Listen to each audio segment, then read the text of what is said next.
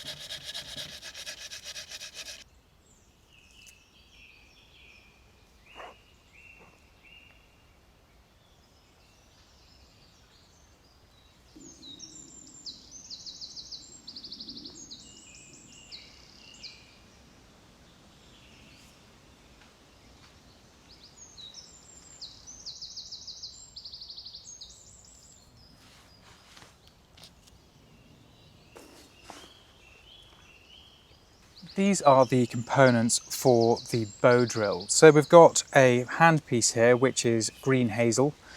Then we've got the drill bit here, which is very, very well seasoned hazel. And then at the tips, we've got a bluntish point and a slightly sharper point. The sharper point will go into the hand piece here, and the blunter point will press against the hearth board. This hearth board is made from a really chunky piece of ivy. And then we've got the bow itself. So we've got the sinew string and then a hazel bow.